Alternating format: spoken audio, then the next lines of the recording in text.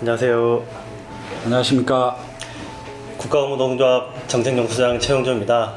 시대와 함께하는 인물과 현장을 만나는 시간, 소당과 함께 세상소로 5번째 시간인데요.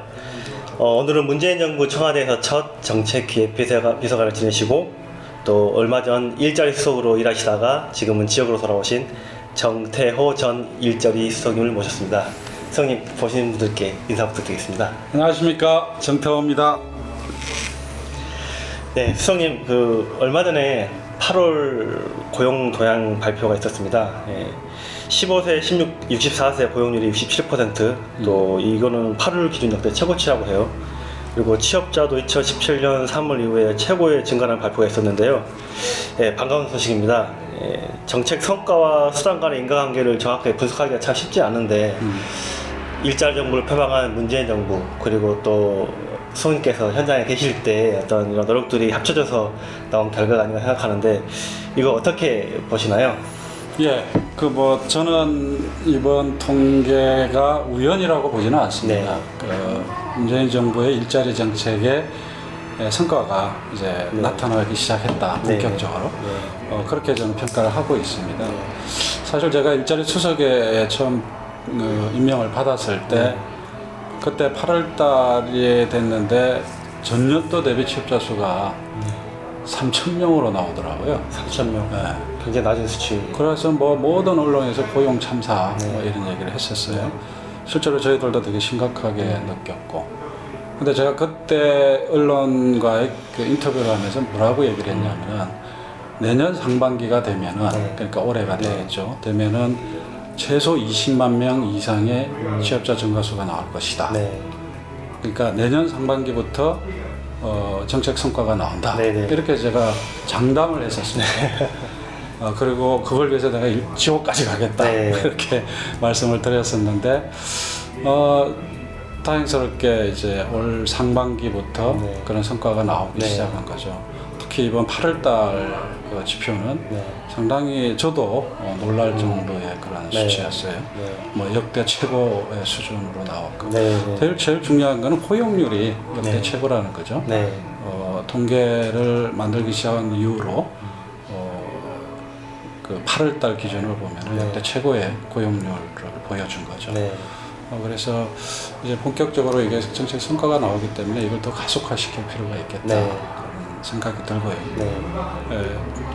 올 초에 또 대통령께서 올해 각 언론, 각 정부 기관이나 민간 기관에서 일자리 숫자를 한 15만 정도, 10만에 15만 정도로 예측했는데, 대통령께서 20만 명으로 얘기를 하셨더니 다들 그거를 이제 비판을 했었어요. 근데 실제로 지금 보면은 20만 이상이 올해 나올 가능성이 높죠. 여하튼 저로서도 참 보람 있게 생각하고 있습니다. 이런 성과가 있기까지 굉장히 많은 노력이 있었을 거라고 생각하는데요.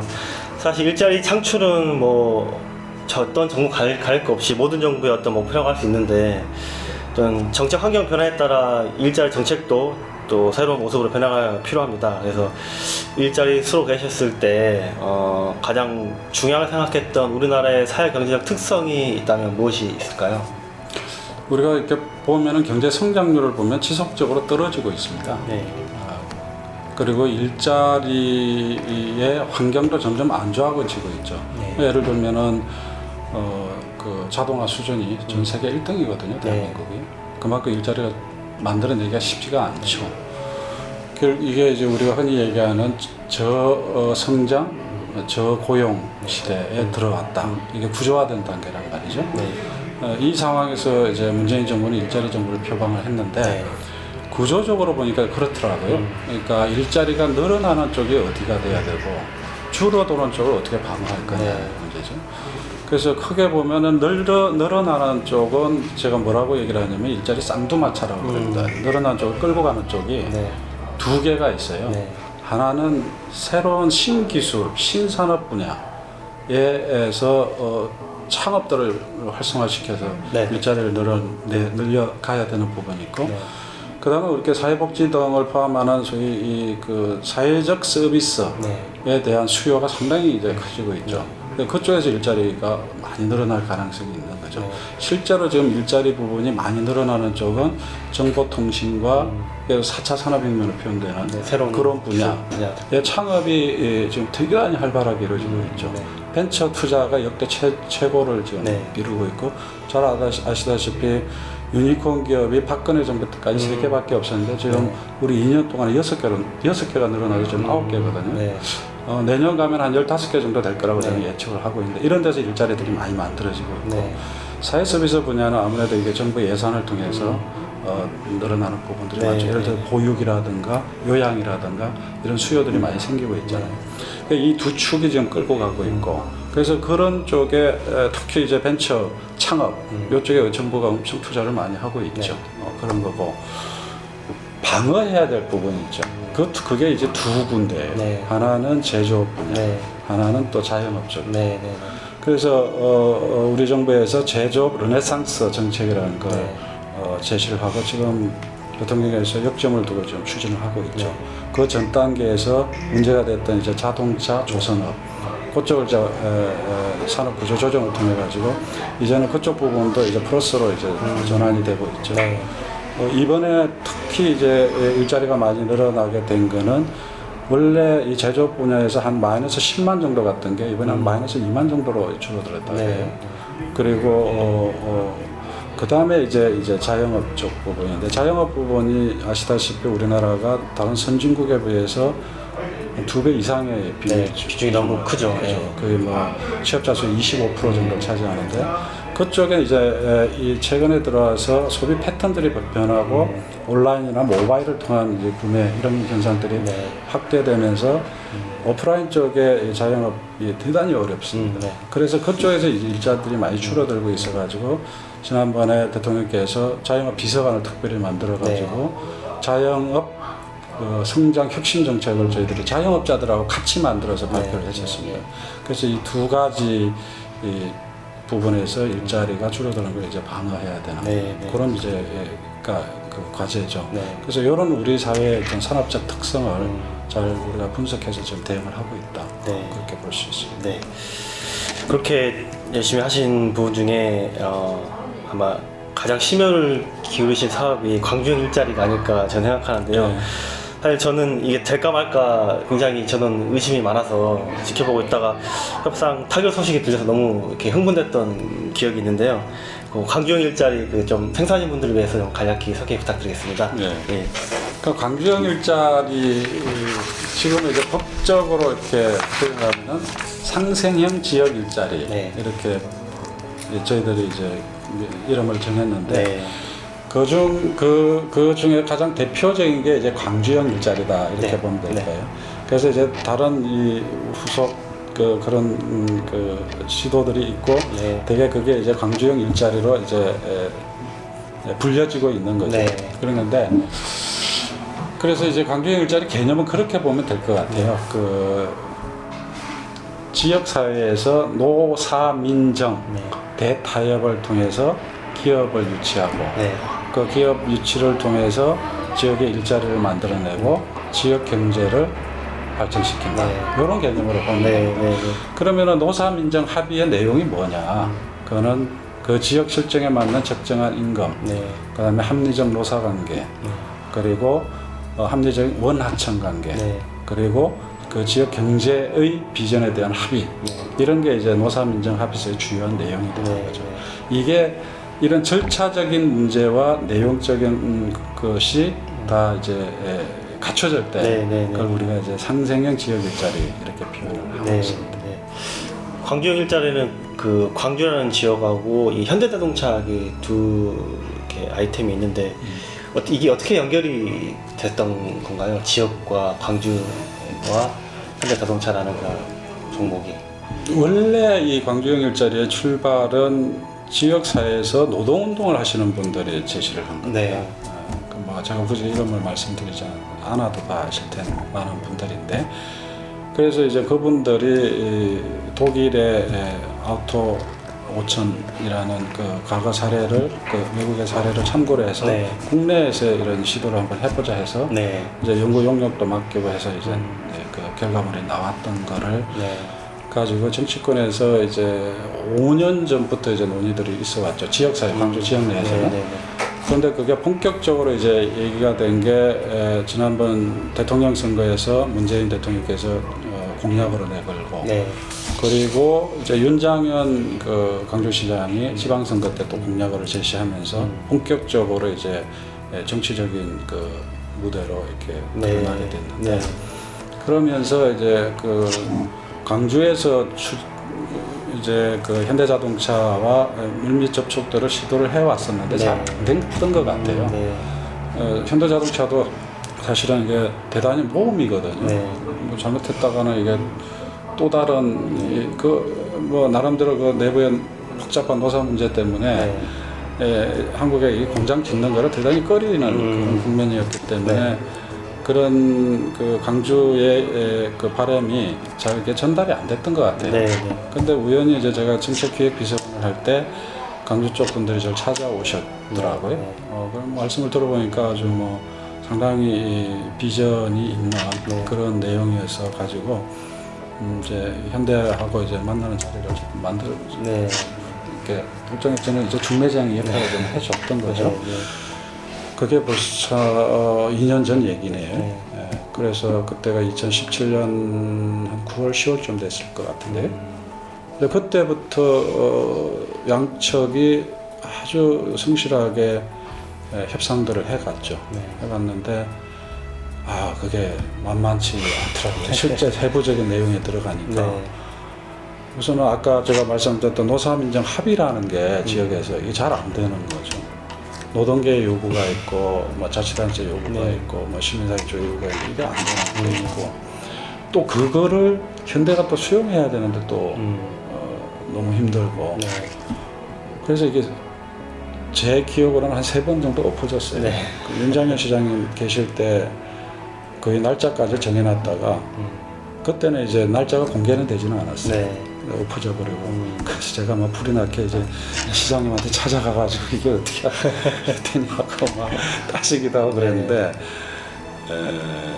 그리고 나서 이제 이 지방선거를 치르고 이제 시장님이 또 바뀌어 버렸어요. 네. 그러니까 또 다시 시작해야 돼요. 그래서 다시 시작해가지고 겨우 또 합의에 이르렀는데 그때는 이제 날짜가 공개가 됐어요. 1월 6일인가 올해 네. 하기로 이제 합의가 되었는데 그리고 이 대통령 행사인데 그 일정이 원래 대통령 행사는 일정이 공개가 안 됩니다. 네. 보안 문제 때문에 네. 경호 때문에. 근데 이제 그 광주에서 이제 그게 공개가 돼 가지고 하기로 되는데 하루 전날 이게 또 박토가 나요. 그래가지고 이제 다시 또 시작해가지고 결국은 이제 1월 31일 날 이제 이렇게 좀 합의 서약까지 하게 됐는데 저는 완전히 그때 완전히 뭐 초죽음이었죠. 네. 이게 대통령님 일정을 네. 대통령께 가가지고 며칠 날 됩니다 이렇게 보고 딱 했는데 네. 심지어 하루 전날 뭐 네. 뒤집어지고 그러니까 네. 정말 힘든 시기였죠. 네. 그러나 제가 보니까는 광주시도 그렇고 현대자동차도 그렇고 노동 그 지역에 주도해왔던 또 노동계 분들도 그렇고 네. 의지가 되게 강했어요. 네. 이게 대한민국이 살아날 길이다라는 것에 대한 확신들을 가지고 있더라고요. 네. 결국 그런 확신과 광주 시민들의 열렬한 그런 지지, 네. 열망 이런 게 모아지니까 네. 결국은 되더라고요. 네. 정말 그건 대단한 이게 아무도 가보지도 않았던 길이고 네. 또 실제로 이게 될 거라고 아무도 믿지 않았던 일들이 네. 그런 의지가 있으니까 이루어지더라고요. 네. 그래서 참 감동스러운 그런 장면이었습니다. 네. 저한테. 네. 그래서 말씀하신 것처럼 이제 독일의 그런 유사한 사례가 있어서 이제 아이디어가 얻었다고 해도 우리와 독일하고는 좀 이게 정책 초양이 많이 다르지 않습니까? 그래서 이 정책 사업에 대해서 어떤 확신을 갖기가 쉽지 않았을 것 같은데 그 가능성을 어디에서 확인하셨을까요? 우선은 첫 번째는 그 광주 시민들의 네. 열망이죠. 네. 광주가 1년에 그 시점에서 보니까는 5천에서 7천 명의 청년들이 네. 지역에 직장이 없어가지고 서울로 떠나는 네. 그런 일들이 있었기 때문에 광주 시민들은 지역의 일자리를 만드는 게 가장 절체절명의 네. 과제였던 거고 그렇기 때문에 얕은 대타협을 통해서 네. 해보자. 네. 뭐 이런 의지가 워낙 강하셨고 네. 더 중요한 것은 제가 이제 강쪽을 만나면서 본인들이 의지가 네. 강하다. 네. 현대자동차도 뭔가 새로운 노사 문화를 만들고 국가 경제에 기여하겠다. 네. 새로운 뭔가 모델을 만들어내겠다는 의지가 워낙 강하셨어요. 네. 광주시는 뭐 또 더했고 또 더 특히 광주시에 참여했던 그 노동계 분들이 의지가 대단히 강했었어요. 네. 이제 그걸 보면서 저는 뭐 이건 무조건 된다. 그래서 잘 조율만 해주면 되겠구나 그런 생각을 했었죠. 네. 그래서 그 광주 일자리가 말씀하신 것처럼 우리나라에서 정말 시도하지 않았다는 그 점, 그리고 너무 많은 이해관계자가 이렇게 첨예하게 얽혀 있어가지고 정말 고난도의 정책 사업이라고 저는 생각을 합니다. 그래서 사업 추진 중에 말씀하신 그런 난관이 정말 많이 있었는데 구체적으로 어떻게 조금 풀어 나가셨는지 짧게 소개 부탁드리겠습니다. 뭐 제가 풀어 나갔다기보다는 네. 저는 뭐 정인의 역할을 네. 해줬다. 뭐 그렇게 보는 게 맞을 것 네. 같아요. 모든 협상은 양측이 그야말로 자유로운 분위기에서 네. 했던 거고 이게 현대와 광주시 간의 협상도 있고 네. 또 광주시는 노동계의 또 요구사항들을 또 반영해서 그거를 또 현대와 협상을 해야 된다. 네. 이런 과정이었는데 제일 힘든 거는 우리 사회의 그 타협에 대한 문화 네. 이게 수용성이 되게 떨어지는 거죠. 네. 왜냐하면은 뭔가 타협을 하면은 뭔가 이 배반을 한 것처럼 뭐 이렇게 본다든가 네. 아니면은 그 원하는 수준의 내 합의가 안 이루어지면은 뭔가 이렇게 밀렸다라는 네. 그런 그 지적들 네. 이런 것들 때문에 이 협상하시는 분들이 되게 힘들어 하시더라고요. 네. 아직 제가 익숙지 않은 그러니까요. 겁니다. 그러니까 그게 안 가본 길이기 때문에 네. 결국은 각자가 이 협상하시는 분들이 또 자기들은 각자는 자기 조직에 또 대표해서 나오신 네. 분들인데 돌아가서 또 요거도 먹을 걸 생각하니까 너무 힘든 거죠. 네. 그러니까 결국은 이 협상하시는 주체분들이 정말 힘든 결단들을 해주신 거죠. 네. 네. 우리가 나는 그런 그 결단을 해주신 분들의 그 노력, 네. 헌신 이런 걸 진짜 우리는 존중해줘야 된다고 네. 저는 생각합니다. 네. 네, 그렇게 어렵게 이제 첫 발을 뗐다고 할 수 있는 그 광주형 일자 사업이 이제 실제 이제 물리적인 현장에 조성이 되고 이제 채용이 이루어지면서 일자리랑 연결돼서 이제 지속 가능하게 움직이기 위해서 앞으로 남은 이제 정부와 광주시가 어떤 부분에서 이렇게 집중해서 관리해야 되는지 그런 부분이 있다면 어떤 것이 있을까요? 제가 볼 때는 결국 합의 사항을 잘 지켜가는 게 되게 중요할 것 같아요. 네. 그러니까 그 정말 이렇게 긴 시간의 협상을 통해서 탄생한 그런 합의서이기 때문에 네. 그 문장 하나 하나에 그 협상 당사자들의 고뇌가 담겨 있는 네. 합의문입니다. 네. 그래서 그 합의문이 그때 이 협상 과정에서 부여됐던 의미들이 잘 실현될 수 있도록 네. 각자가 네. 자기 책임을 다해주는 노력 이게 나는 제일 중요하다고 봅니다. 네. 네. 보통 그러지 않습니까? 시간이 좀 지나가면은 그 해석, 그 의미에 대한 해석도 달라지기도 네. 하고 네. 또 지역이나 아니면 기업이나 뭐 단체나 간의 생각들이 좀 요구 사항들이 또 달라지는 경우들이 생기잖아요. 네. 근데 그렇게 되면은 이제 해석을 막 달리하는 경우들이 생기거든요. 네. 그런 건데 이거는 정말 그 문장 단어 하나하나에 많은 의미들이 있기 때문에 네. 그걸 잘 그 취지를 잘 살리고 지켜내는 거. 네. 정부도 마찬가지로 그렇게 해야 된다고 생각합니다. 네, 알겠습니다. 또 이 광주 모델을 이제 구미에 적용한 구미형 일자리가 또 이렇게 시행되고 있는데 광주 모델과 이 구미형 일자리가 어떻게 조금 다른지 잠깐 소개 부탁드리겠습니다. 구미형 일자리는 해외에 투자하려고 어떤 계획을 네, 네. 수정해서 국내에 투자를 하는 거예요. 아, 네, 네. 그러니까 우리가 제일 그 기업 유치에서 제일 네. 중요한 것 중에 하나가 해외에 나가 있는 거 우리가 뭐 리쇼링이라고 그러죠. 네, 그것도 대단히 중요한 이제 과제인데 네, 네.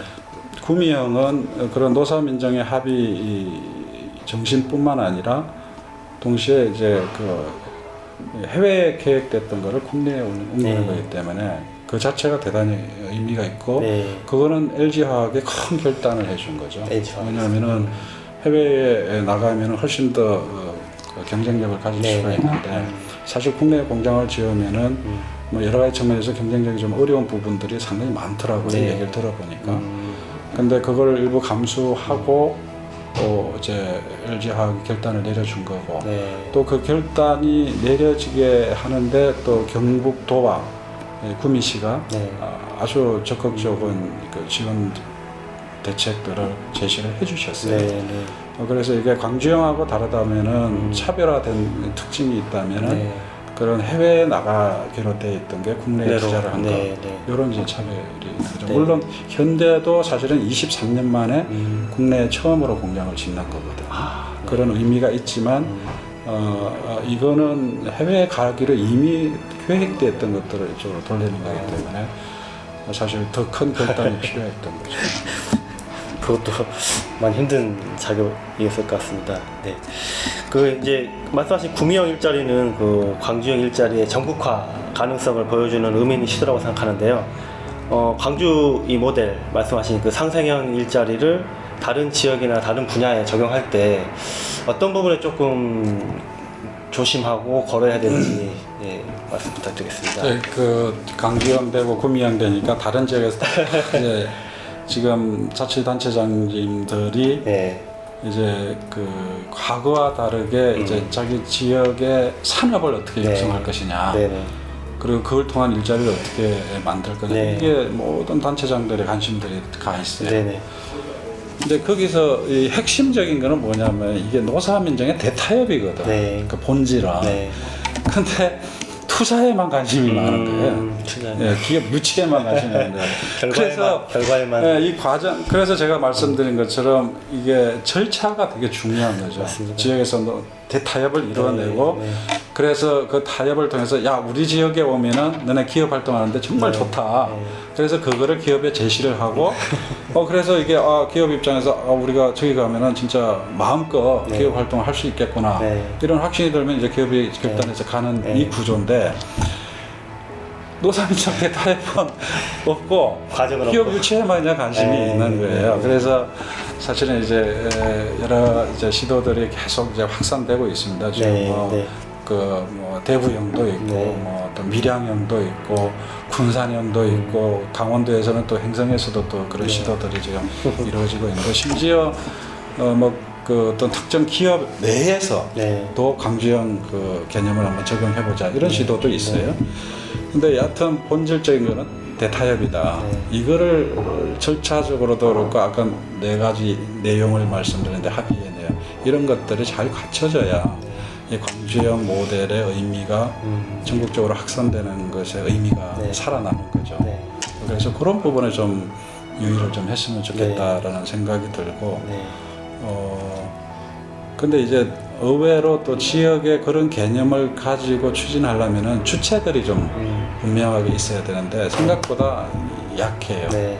그래서 좀 정부 입장에서는 이 광주형 모델의 그 본질적 내용들을 지방자치단체나 또 지역사회나 네. 또는 노동계나 이런 쪽에 잘 이해할 수 있도록 좀 그 개념을 잘 좀 설명해 줬으면 좋겠다. 그런 생각 좀 가지고 있습니다. 네.